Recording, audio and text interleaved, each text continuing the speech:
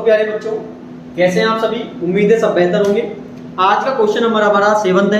Question number 6 तक हमने 2 part में समझा है, जिनका लिंक डिस्क्रिप्शन में दिया हुआ है और पूरा बेसिक भी मैंने समझाया है इनका, तो आप उनको एक बार जरूर चेक करें और मैं आपको 100% गारंटी देता हूँ आपको समझ भी आएगा। क्वेश्चन नंबर जो 7 है वो है हमारा कोट थीटा इक्वल टू 7/8। तो हमें इसकी वैल्यू फाइंड करनी है फर्स्ट पॉइंट की, 1 plus sine theta 1 minus sine theta 1 plus cos theta और 1 माइनस कोस थीटा, और हमें कोट स्क्वायर थीटा इनकी वैल्यू हमें बतानी है। ठीक है ना? तो जैसे क्वेश्चन आपसे बोला है वैसे हम करेंगे। क्वेश्चन नंबर 7 है हमारा और ये हमारा पार्ट नंबर है जो कि 3rd है। ठीक है ना? तो हम यहाँ पे क्या करेंगे, सबसे पहले हमें यहाँ पर दिया हुआ है कोट थीटा इक्वल टू 7/8 जो कि हमें दिया हुआ है। सबसे पहले एक ही काम होगा आपका, वो होगा राइट एंगल ट्रायंगल बनाना। तो राइट एंगल ट्रायंगल बनाने के बाद आप इनका नामकरण कर दीजिए ए, बी और सी। ठीक है ना? अच्छा, कोट थीटा का मतलब क्या होता है? कोट का मतलब होता है, मैंने बेसिक में आपको समझाया था, कोट का मतलब होता है यहाँ पर बेस अपॉन परपेंडिकुलर। क्या होता है? बेस अपॉन परपेंडिकुलर होता है कोट का मतलब। तो यहाँ पर इसका मतलब है बेस अपॉन क्या है? परपेंडिकुलर। तो ये बेस है 7 और ये हमारा परपेंडिकुलर है। 90 डिग्री के सामने वाली साइड हमेशा हाइपोटेनियस होती है। सबसे पहला काम होगा आपको जो थर्ड साइड गिवन नहीं है उसे निकालना। तो हम यहाँ निकालेंगे बाय पाइथागोरस थ्योरम से, क्योंकि जो भी साइड आपको निकालनी है राइट एंगल ट्रायंगल पे वो पाइथागोरस थ्योरम से निकलेगी। तो हम लगाएंगे पाइथागोरस थ्योरम। ठीक है ना? तो इससे हम निकालेंगे। तो यहाँ पर क्या होगा, हमें फाइंड करना है।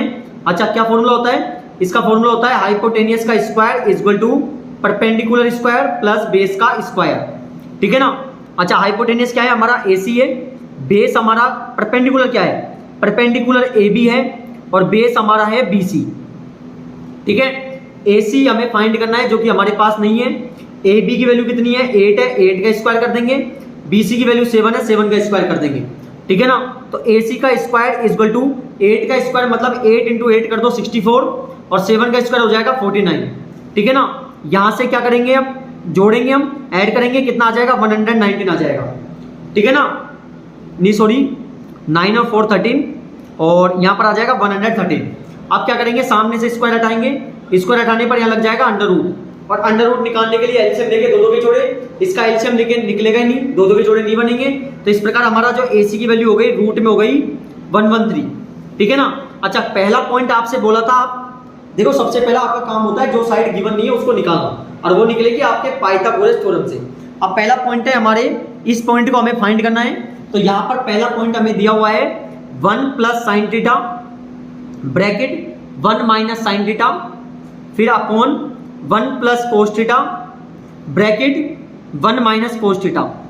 यह हमें वैल्यू बतानी है। तो देखो यहाँ पर डिजिट दोनों साइड सेम है, दोनों साइड सेम है, तो यहाँ पर आइडेंटिटी देखो दोनों में लगेगी, यहाँ भी दोनों सेम है। तो एक में प्लस है, एक में माइनस है, तो एक में प्लस लिख देंगे A प्लस बी और एक में माइनस लिख देंगे A माइनस बी। तो इसकी आइडेंटिटी होती है A square minus B square. ठीक है ना? तो A क्या है यहाँ पर ऊपर 1 का स्क्वायर माइनस B क्या हो जाएगा? साइन स्क्वायर थीटा अपॉन यहाँ पर 1 का square minus cos square theta. ठीक है? 1 का स्क्वायर क्या होता है? 1 होता है, minus sine square theta upon 1 का square 1 minus cos square theta. अच्छा, अब आपको क्या करना है, सबसे पहले बतानी है साइन थीटा की वैल्यू और फिर बतानी है कोस थीटा की वैल्यू। तो देखो साइन का मतलब क्या होता है, ये हमने बेसिक में समझा था। साइन का मतलब होता है परपेंडिकुलर अपॉन हाइपोटेनियस। क्या होता है?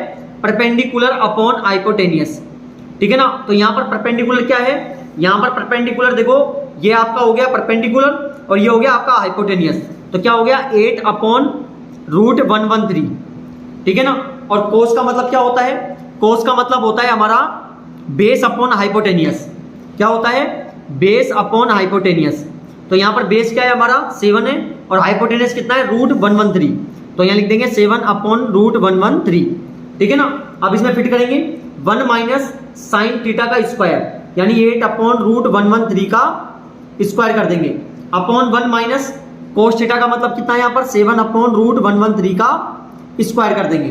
तो यहाँ पर 1 का 1 आएगा, 8 का स्क्वायर कितना होता है? 8 8 जा 64। और देखो रूट की संख्या का स्क्वायर निकालोगे तो रूट हट जाता है और डिजिट बाहर निकल जाती है। ठीक है ना? 1 माइनस 7 का स्क्वायर, 7 7 जा 49। इसी प्रकार 113 का स्क्वायर निकालोगे रूट में तो रूट कट जाएगा और 113 क्या हो जाएगा? बाहर निकल जाएगा। अब नीचे 1 मानेंगे, एलसीएम लेंगे, तो एलसीएम लोगे कितना आएगा? 113 आएगा। इसमें डिवाइड दो 113 113 को 1 से मल्टीप्लाई कर दो, यही आ जाएगा -64 अपॉन यहाँ पर कितना आएगा 113 आएगा। ठीक है ना। अब क्या करेंगे हम डिवाइड देंगे और ऊपर से क्या कर देंगे मल्टीप्लाई कर देंगे। ठीक है ना। तो 113 में से आपको 64 को माइनस करना है, तो यहाँ पर आएगा आपका 49 आएगा। तो यहाँ पर आ गया 49 अपॉन 113 और यहाँ पर आ गया हमारा 64 अपॉन 113। बाहर को बाहर से मल्टीप्लाई कर देंगे, अंदर को अंदर से मल्टीप्लाई कर देंगे। ठीक है ना। तो हम क्या करेंगे यहाँ पर 49 को मल्टीप्लाई करेंगे 113 से और 113 को मल्टीप्लाई करेंगे 64 से, ये कट गया आपका। तो आंसर कितना हो गया 49 अपॉन 64। तो प्यारे बच्चों हमारा जो क्वेश्चन नंबर 7 है इसका फर्स्ट पॉइंट कंप्लीट हो गया है। सेकंड पॉइंट है कोट स्क्वायर थीटा की वैल्यू हमें बतानी है। सेकंड पॉइंट क्या है, हमें यहाँ पर सेकंड पॉइंट है कोट स्क्वायर थीटा की वैल्यू बताओ।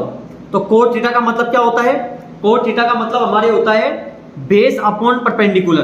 क्या होता है, बेस अपॉन परपेंडिकुलर। अच्छा इसमें बेस कितना है, बेस हमारा 7 है, परपेंडिकुलर कितना है 8 है। तो हम क्या कर देंगे यहाँ पर 7 अपॉन 8 लिख देंगे। अच्छा क्या करना है, स्क्वायर करना है, तो 7 अपॉन 8 का स्क्वायर कर दोगे। 7 का स्क्वायर कितना होता है 7 7 जा 49 और 8 का होता है 64। ठीक है ना, 8 8 जा 64।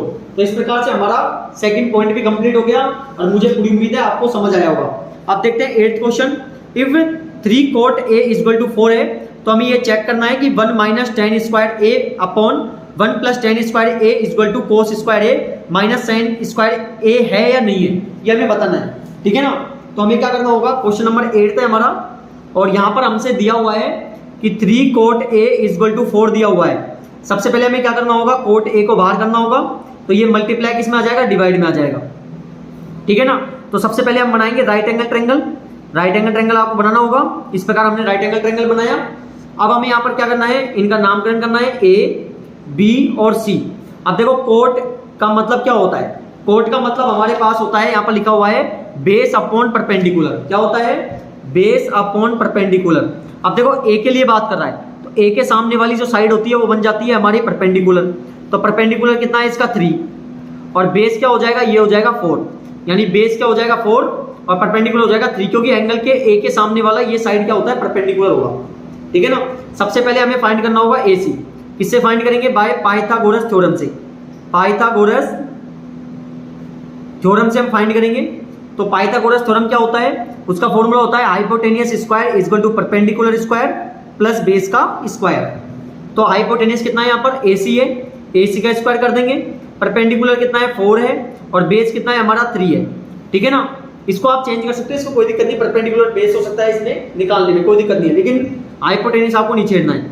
AC का स्क्वायर = 4 का स्क्वायर 16 होता है और 3 का क्या होता है 9 होता है।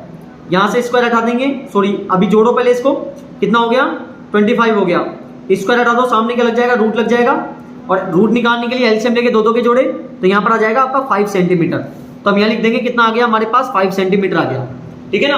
अब हमारे पास क्या है अगला, इसमें जो हमसे बोला गया है कि हमें जो करना है वो हमें ये बताना है कि ये दोनों वैल्यू क्या होती है, बराबर होती है या नहीं होती, ये हमें बताना है। तो देखो हमें क्या करना होगा, यहां पर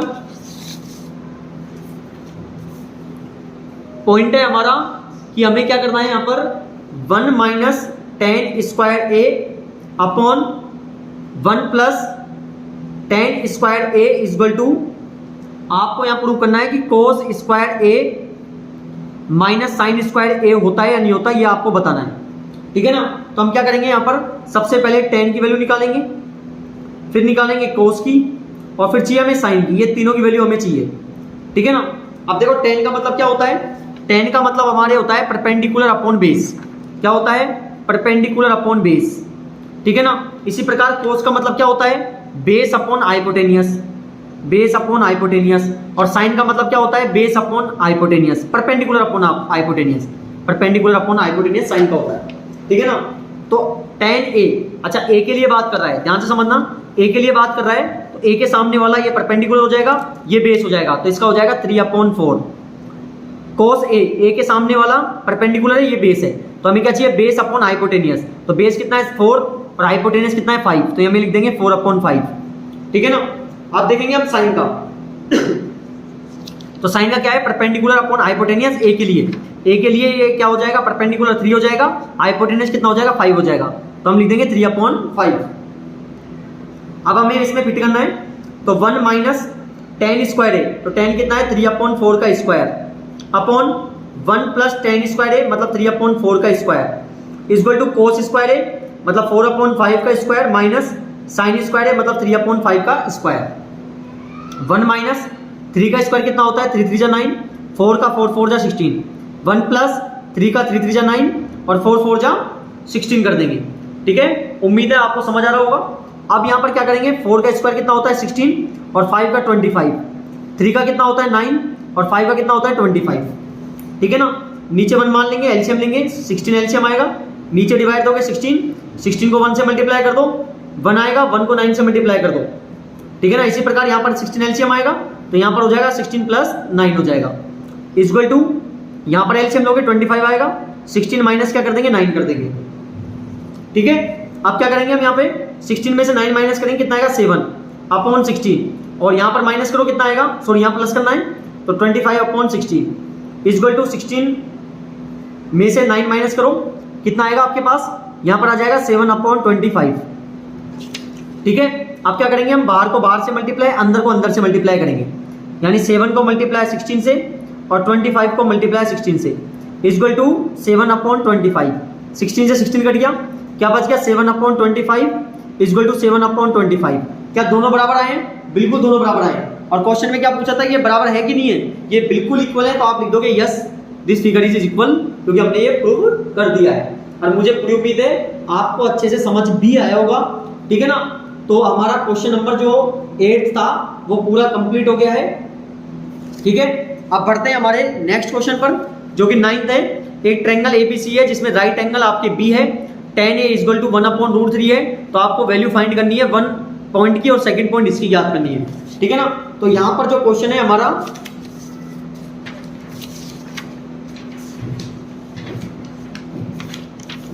क्वेश्चन नंबर हमारा नेक्स्ट है जो कि है 9th क्वेश्चन है। 9th क्वेश्चन में आपको दिया हुआ है कि tan a इक्वल टू आपके 1/√3 है। ठीक है ना, सबसे पहले एक राइट एंगल बनाओगे और क्वेश्चन में आपसे बोला है कि जो राइट एंगल है वो आपको रखना है बी पर। क्वेश्चन में बोला है बी पर रखना है, तो हमें राइट एंगल किस पर रखना होगा, बी पर रखना होगा। तो इसलिए यहां पर लिख देंगे ए, यहां पर लिख देंगे बी। ठीक है ना, सॉरी ए बी और ये हो जाएगा सी। अच्छा, यहां पर tan का मतलब क्या होता है, tan का मतलब होता है परपेंडिकुलर अपॉन बेस होता है। क्या होता है, परपेंडिकुलर अपॉन बेस होता है। तो ए के सामने वाली जो साइड होगी वो परपेंडिकुलर होगी यानी 1 और बेस क्या हो जाएगा √3। सबसे पहले हमें ज्ञात करना होगा AC, तो हम किससे करेंगे, बाय पाइथागोरस थ्योरम, इससे फाइंड करेंगे। फॉर्मूला क्या होता है हमारा, hypotenuse square equal to perpendicular square plus base का स्क्वायर। अच्छा, हाइपोटेनियस क्या है यहाँ पर AC है, तो AC का स्क्वायर इक्वल टू परपेंडिकुलर क्या है हमारा AB है और बेस क्या है हमारा BC है। ठीक है, आप चाहो तो इसको लिख दो यहाँ पर, कोई दिक्कत नहीं है। ठीक है, AC का स्क्वायर इक्वल टू AB कितना है √3 है और बेस BC कितना है हमारा 1 है। तो AC का स्क्वायर इक्वल टू √3 का स्क्वायर मतलब रूट कट जाएगा और डिजिट बाहर निकल जाएगी। 1 का स्क्वायर 1 होता है, 1 × 1। आप क्या करेंगे, दोनों नंबरों को हम ऐड कर देंगे, कितना आ जाएगा 4 आ जाएगा। यहां से आप स्क्वायर हटाओगे क्या लग जाएगा, √ लग जाएगा। तो AC की वैल्यू कितनी हो गई 2 हो गई, एलसीएम लेके दो के जोड़े, तो हमारे पास AC कितना आ गया 2 हमारे पास आ गया। ठीक है ना। अच्छा, फर्स्ट पॉइंट आपसे पूछा है यहाँ पर, फर्स्ट पॉइंट हमें फाइंड करना है यहाँ पर sin A cos C plus cos A sin C, इसकी वैल्यू हमें बतानी है। तो देखो sin A और cos C plus cos A और sin C, इसकी वैल्यू हमें बतानी है। यहाँ पर कोई सिंबल नहीं है, मल्टीप्लाई का मानेंगे। ठीक है ना, सबसे पहले हम निकालेंगे sin A की वैल्यू, फिर निकालेंगे cos A की वैल्यू, cos C की वैल्यू, फिर cos A की वैल्यू और sin C की वैल्यू, इन सभी की वैल्यू हमें निकालनी होगी। तो sin का मतलब क्या होता है, देखो sin का मतलब होता है हमारा perpendicular upon hypotenuse, perpendicular upon hypotenuse, और cos का मतलब होता है बेस अपॉन हाइपोटेनियस। क्या होता है, बेस अपॉन हाइपोटेनियस, यहाँ पर भी बेस अपॉन हाइपोटेनियस, और sin का मतलब क्या होता है परपेंडिकुलर अपॉन हाइपोटेनियस। अब ये चेंजेस क्या आएंगे कि यहाँ पर A और C की बात कर रहे हैं, इनको ध्यान रखना है। तो A के सामने वाला परपेंडिकुलर हो जाएगा, तो हमें क्या बताना है परपेंडिकुलर अपॉन हाइपोटेनियस। तो यहाँ पर परपेंडिकुलर 1 हो जाएगा, हाइपोटेनियस कितना हो जाएगा 2 हो जाएगा, तो हम यहाँ लिख देंगे 1/2। ठीक है ना। cos C, C के सामने वाला परपेंडिकुलर ये बेस, तो बेस अपॉन परपेंडिकुलर हाइपोटेनियस क्या हो जाएगा, क्योंकि यही देखो बेस अपॉन हाइपोटेनियस बताना है, तो बेस क्या हो जाएगा, सी के सामने वाला ये परपेंडिकुलर है, तो ये क्या हो जाएगा बेस, और ये क्या हो जाएगा हाइपोटेनियस, यानी 1/2, यहाँ पर लिख देंगे 1/2, ठीक है ना।